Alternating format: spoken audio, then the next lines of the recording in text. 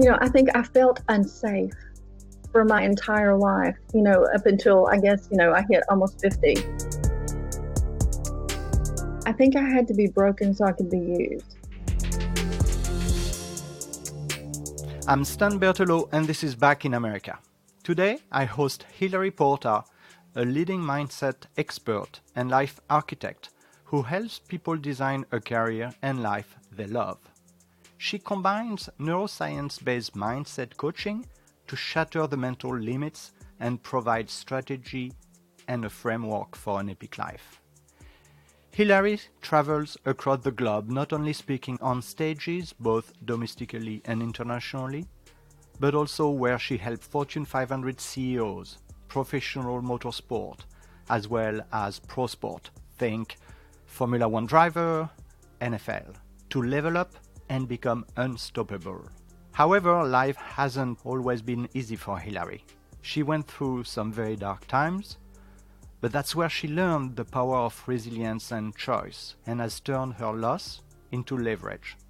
Welcome to Back in America, Hilary. Thanks so much, Stan. I certainly appreciate it. So I read on your website that you rewire people's mind to help them change and grow.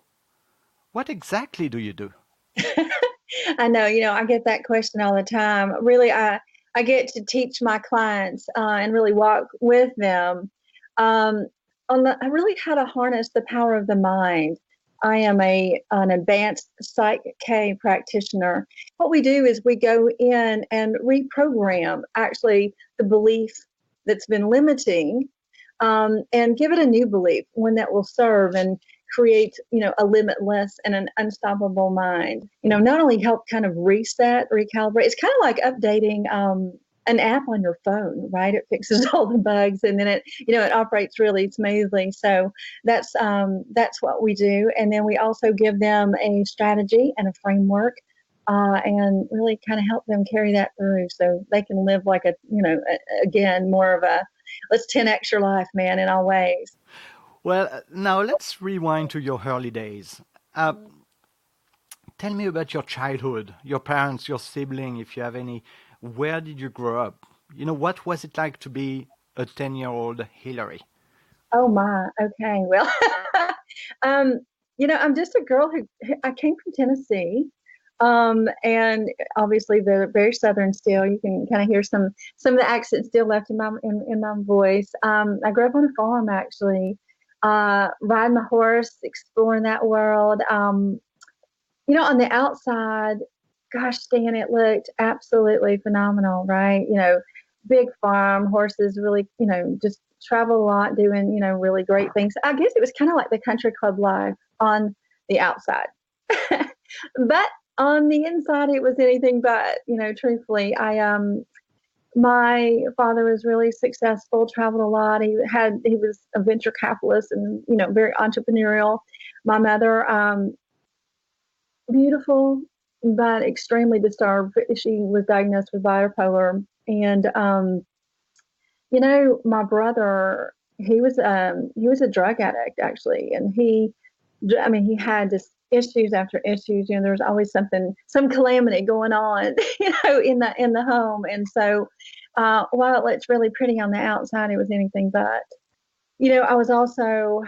I had abuse. I suffered, molestation early, and from a family member, an extended family member. And, I grew up very performance based. We had to dress for dinner at certain times. We had, we entertained a lot. So it was one of those things that, like I said, it looked very good on the outside, but there was a lot of darkness on the inside. I never felt enough, because when you grow up performance based, right, you have these things, then you seem to look for love in all the wrong places, right?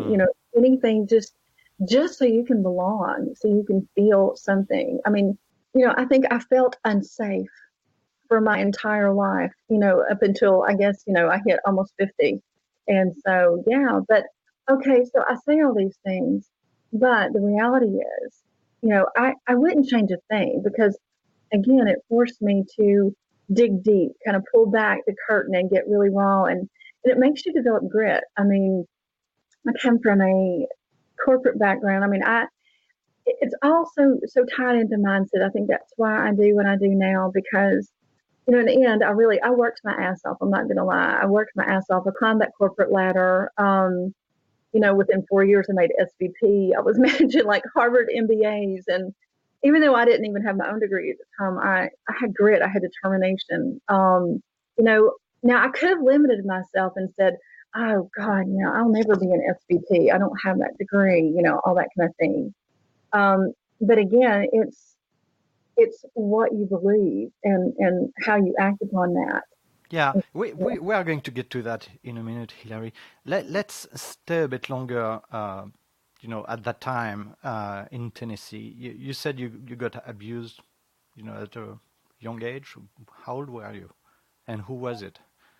I would rather not say, just protect the family member. But it started at 6 and it went on until about 12. With the same person, or? Yes. Mm-hmm. And you said you were looking for love at the wrong place.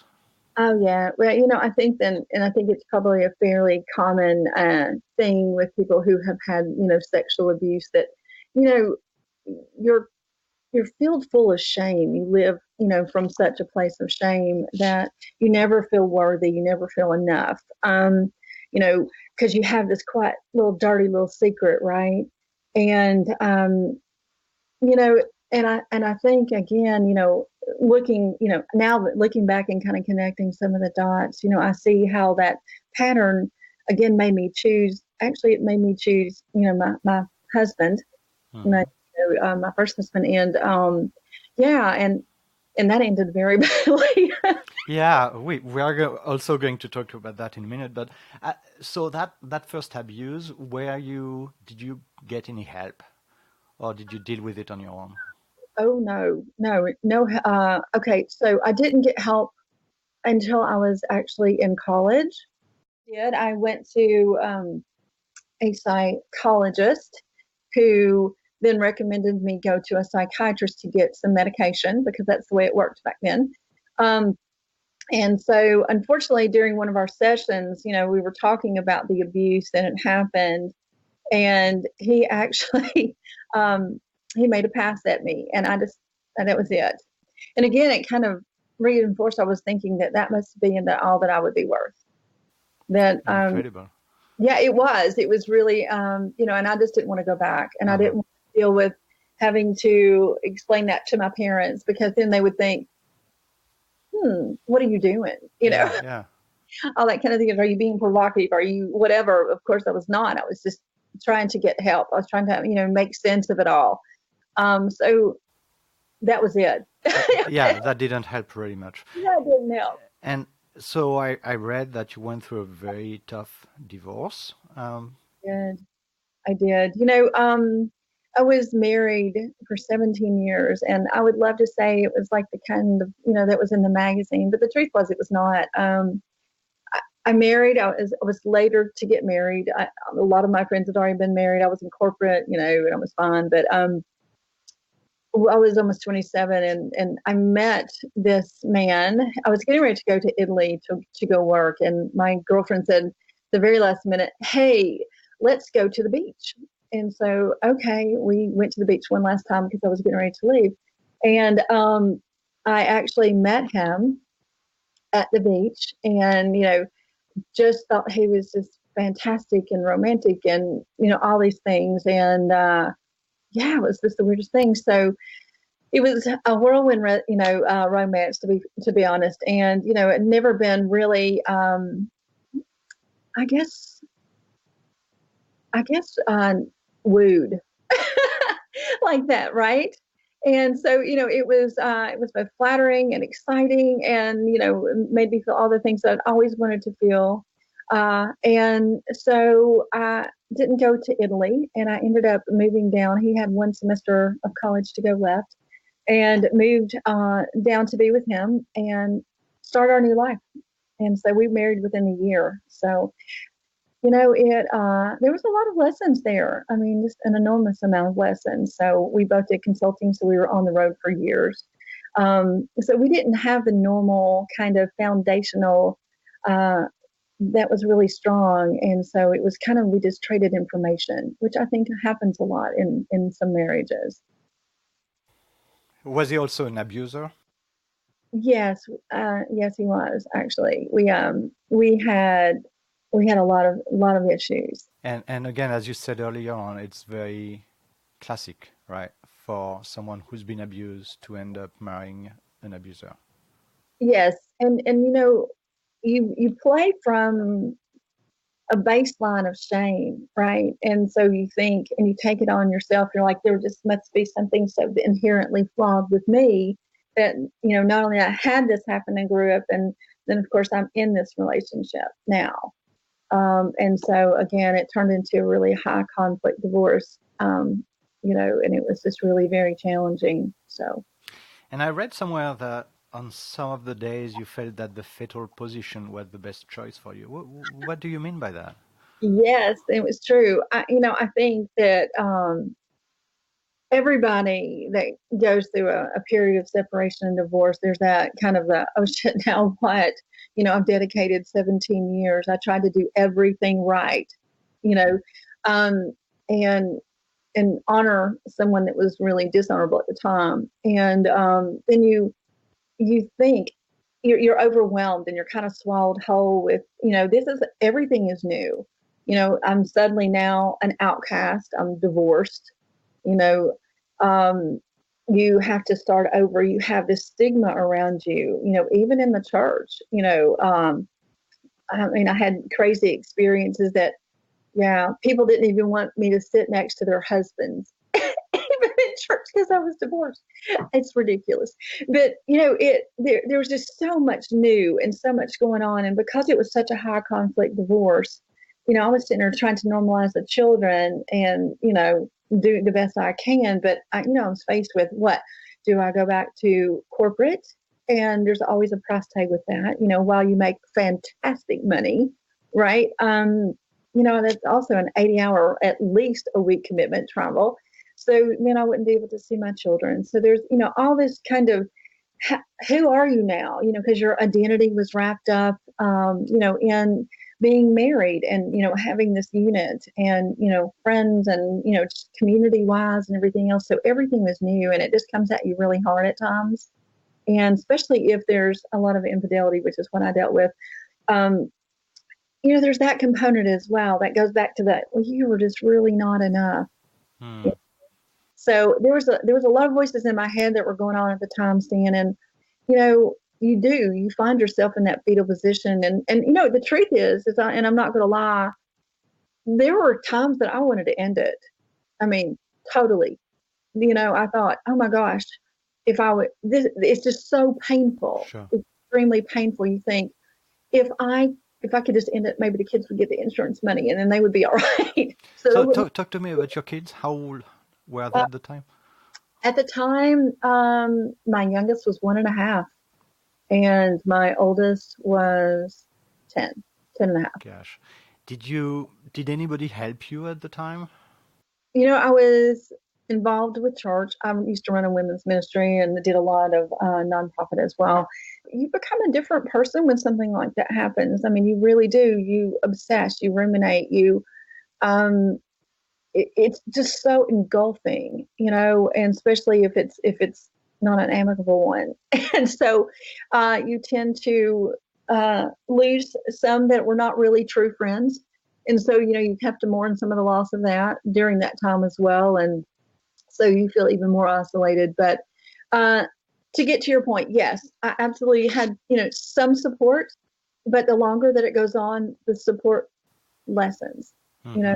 because it's just exhausting. It's exhausting for you. It's exhausting for your friends because they hate to see you in this spot, but they don't know what to do. And really at the time you just have to go through it. And how long did that last? Oh my goodness. In North Carolina, our law dictates that we are separated physically for a year before you can even begin to file for the divorce period. So there was a year of just torture, on top of just uncertainty and all this stuff like that. And then it took about another 8 months, I think, Don't quote me on that, but I think it was, and so it's almost 2-year process, by the time that we got everything, worked out, but it was back and forth. So here you are. You've been abused as a child. Yes. You try to seek help from a psychologist when you were in college, and saw that the guy was, hitting on you. Yep. You got married from what you thought was going to be a very romantic marriage, turned out to be an abusive situation from which you are fighting a divorce. You find yourself reclused, sort of outcast by the church, by your community. How did you manage to go through that? I had a conversation with my daddy, and he looked at me one day and he said, I think you've forgotten who you are. I don't know. It was just like a Mack truck hitting me all at once. Initially, I felt embarrassed, right? Because I had turned into this completely opposite person than I was. That was like I would apologize, if I ran into the table. I would apologize to the table. Everything was, oh, I'm so sorry. I'm sorry for breathing, So I went from that because I was really strong in corporate, right? I mean, who does that? Who goes, from 0 to 60 in 4 years, to SVP level and around the world and managing, $1 million initiatives. So, I mean, I went from being this strong woman to just this sniffle and whiny. He was like, listen, girl, kind of find yourself. This is not who you are. And it was the wake up call, I think, because he was dead on. I had forgotten who I was. And I think that's very common when you go through, some kind of traumatic event. You really forget who you are. And sometimes for many of them, many people, I believe that you might not even know who you were to begin with. So many people they fall into school, they fall into a career, they fall into love and marriage and children, and without even blinking an eye, and then they're like, wait a minute, this is not, it doesn't feel right, you know? So Wow, I think, this is really interesting. Yeah. yeah. And so how did you act on that? Well, okay. So, since I did consulting for all those years, my mind it naturally goes to strategy, right? And so I had also been really devouring. I'm a voracious reader. And so I was really looking into psychology. I mean, cognitive behavioral therapy. I mean, I was looking into EFT. I was looking into neuroscience. I mean, I've spent the last 10 years doing a serious deep dive. I really had to go back and find myself first. And so I threw kind of everything I knew from a cognitive and a neuroscience standpoint mixed with my strategy and said, okay, let's get on a whiteboard here. Let's go into a war room and let's figure this out. And so I hate to say it, I put myself in what I would put myself in my client's seat. And I just, I really figured it out. I figured out who I was, what my strengths were, what my weaknesses were, what the opportunities I had before me, what were the things that derailed me, and how to mitigate that, and then what I really wanted. And so I architected it very carefully. And so I rebuilt. I, discovered for the very first time really who I was. And it was a beautiful journey. Which lasted? That lasted it was actually really quick. It was about couple of months, because I mean, when I deep dived, I dived in. And so once I had all the clarity, right, and I knew who I was, I knew, what my non-negotiables were, I knew where I wanted to go, what I wanted to do, then I just executed. Going back to my consultative years, I was able to execute, right? Yeah. And so, Yeah. I planned my work and I worked my plan. And that's what triggered all your research, your reading, your rewiring yourself, right? It really did. Yeah. And that sort of brings us to where you are today, isn't it? Yeah. Yeah. So tell me, how does your own experience, where do you see the match between what happened to you and whom you've become today? Oh, wow. Okay. So I think, and I say this often, I think I had to be broken so I could be used. And because in order to really serve well and serve deep, you really have to have experienced it. looking at that, like being pissed off is not a strategy, right? It's just not. And so coming from that place, I know it well, and I know the frustrations, I know the fear, right? So I think that that's one of the other reasons that a lot of my clients, while they might not know my story all the way, they know instinctively that I see them, and that I am for them, and that I'm in the foxhole girl, man. I will do everything I possibly can to ensure, that not only that they gain clarity, but that they do have a strategy and framework so that they can quickly learn how to pivot and recalibrate themselves. So talk about your work a little bit. What are the key steps? To me, it's still pretty vague. Reprogramming, rewiring. It looks like you are doing computer programming, and we know that the mind is way more complex than a computer. So, what are the steps? What does it mean to reprogram someone? Well, okay, so here's the deal. You have to understand that there's not just one specific kind of client that I have, right? I mean, I get to work in so many different kinds of ecosystems, so every day is very different. This is why learning the mind and having, because everybody has all there's these commonalities that we share, right? It's so funny because a lot of the work that I do with the C levels of organizations, I mean, in Fortune 500, and they're they're human.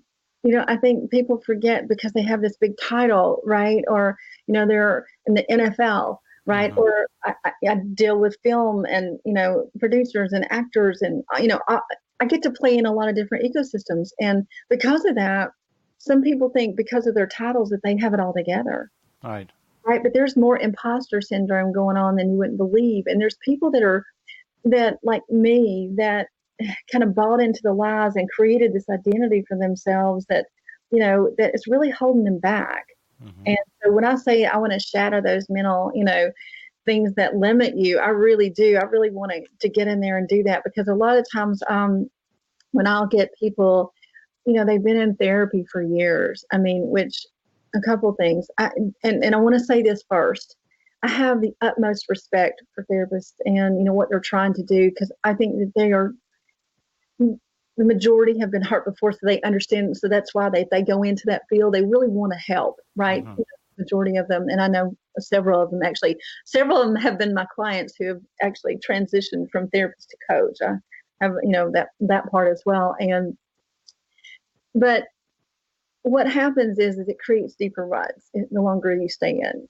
And so, I'm not one that is going to be promotive of, hey, let's revisit this and let's stay in the same place. And, what is it? Albert Einstein said, doing the same thing over and over and expecting a different, result is just insanity. And I totally believe that. And so everybody has different things that limit them. I have, from drivers to CEOs. I mean, everybody's got something that scares you, that keeps you playing small. I mean, like I said, I could have so easily said, oh, because I don't have a degree, I'm not going to ever be able to, be successful in corporate America. How do you find what the trigger might be? I guess in truth, I've been doing this so long. I mean, and I love people, and I just love to hear their stories. I can see patterns and trends real quickly. Some of the people have been told so long, oh, well, you'll always have this, or it has to be this way, or this is the way, that it is because it's been in your family for so long. And it's just so incorrect, right? But I do think people are more afraid to really look at different modalities. But it's a quick, why not try it? I mean, Yeah. listen, I've been in therapy for this and that for so many long times, they'll say, and they've never been able to help. Let's just try this. And then, in 15 minutes, boom, 20 minutes, they're like, oh, what in the world is going on? That's fantastic. It is. It brings me a lot of joy to be able to, again, kind of walk in that sacred space, but to hold their hand while they're doing, that transformation and that letting go. There's a beautiful part of letting go and surrendering. I started introducing you saying that you spoke at conference internationally, locally and internationally. What do you speak about? I speak on a lot of different topics, but most recently, I mean, everything from the DNA of a servant leader to this CEO mindset. And that's not necessarily just for CEOs, right? Because most people don't realize that they're the CEO of themselves and of their family and of their community, of, wherever they are, they're really the CEO. So I talk also about being wrecked to redeemed. I mean, I give lots of different talks. I am actually holding an event upcoming in May 1st and 2nd in the Cape area, Cape Cod, and it's called Unstoppable. Hmm. So we talk about being limitless and, unstoppable and what that really looks like and how to flip your script. So, Well, you definitely look unstoppable to me. Uh, we are getting at the end of this interview, and I still want to ask you a few questions. sure. I realized that as you were going through all that tough time, you were able to build a network of women that have helped you, and that you still cherish that relationship that you've built over the years. Can you tell me, how important it is for you, a successful businesswoman, to have that support group? Well, okay. So I'm just going to say that this is one thing that I teach all my clients. It's the importance of tribe. Okay. And it's really the importance of picking your tribe well, because you're always going to play to the weakest link, truly. And so you really have to surround yourself, not only by like-minded people, but people that are actually that can iron sharpens iron, right? And so you want to continually be champions for each other and to grow each other. So that's really important to get that tribe more than anything. So how do you do it, right? And that's one of the questions that always comes up is like, how the hell do you get a tribe? Because, I may be outgrowing my tribe, right? Because that's a possibility that happens a lot. Or, maybe, as more vulnerable and courageous as you become and, own yourself and step fully into yourself, it makes everybody else uncomfortable in your tribe because it forces them to have to, do that kind of deep under the hood work, right? Mm. So finding your tribe is really critical. And so there are different places to try to find it, obviously. There's everything from, clubs and organizations. There's, religious organizations, there's all kinds of different ways, professional, networking groups, even you can find your people, in different spots because it's really critical. And you'll know it when you find it. I know this sounds crazy, but even I guess it's been a little over a year ago, I built a closed Facebook group, and it was for life after divorce, man. God called me to do that, and I was like, I don't want to do this. I got a busy practice. He's like, no, you've got to teach people how to rebuild, reinvent, and reemerge. And I'm like, okay. And so I was kind of a reluctant leader, but I'm so glad I did because within the first 45 days, we ended up having 1,500 people globally. I mean, from about 8 countries represented in this closed Facebook group. And we had like 20 some thousand posts. Wow. So you could see that there was Yeah. interaction and fellowship and true sisterhood. It's really just birthed so many beautiful friendships, deep friendships, and people fly to see each other. And it's really just very unique. And so, yeah, it grows. It's so funny. It just keeps on growing every day.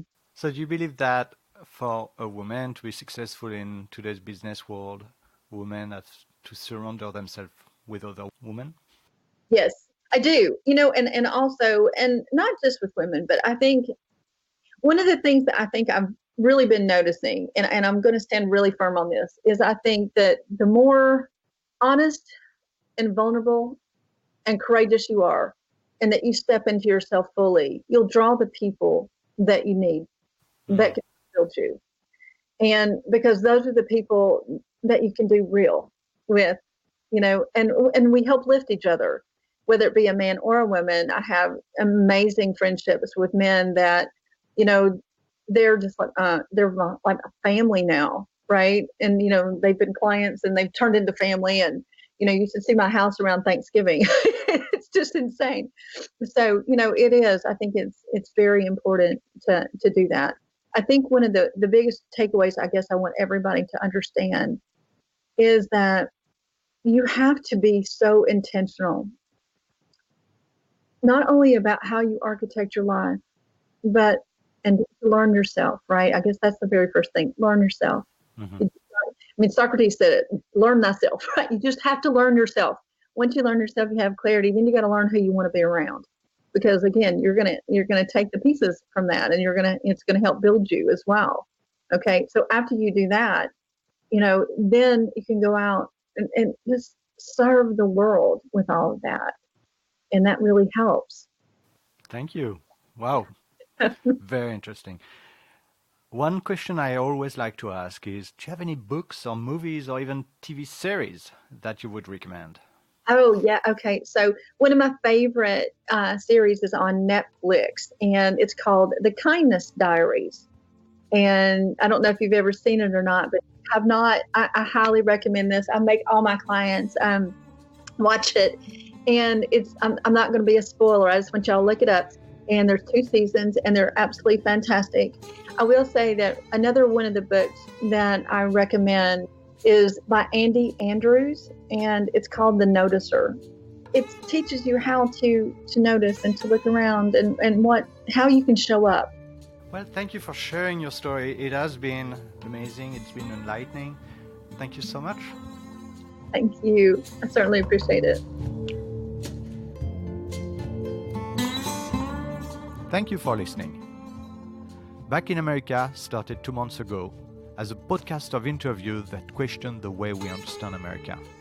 I have recorded 13 episodes that have been downloaded over 1,000 times already. If you enjoy this podcast, please help others discover it. Talk about it with your friends. Go to your podcast app and share it on your social media profiles.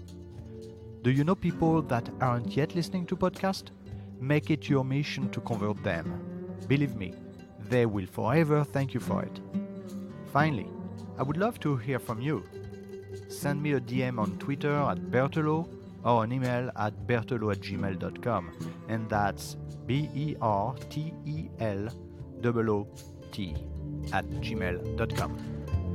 Thank you and see you next week.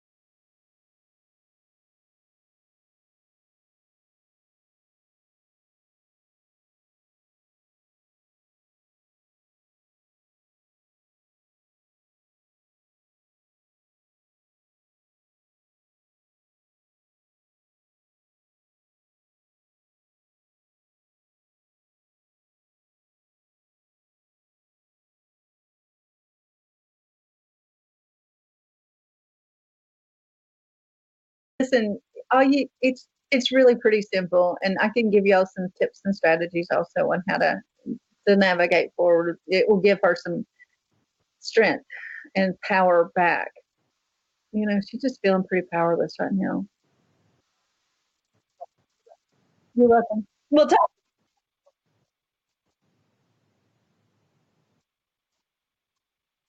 Out of Fort Lauderdale, Florida. Well, it's actually planned. Oh yeah. Uh-huh. Yep. And he speaks fluent French because yes, well, his family has a place in France. Actually, I'm going to it in June. I'm so excited. So, oh, it's Saint Tropez, so I'm really excited. So, but he speaks fluent French, so you're fine. Yeah. Good. Bye. Bye, honey.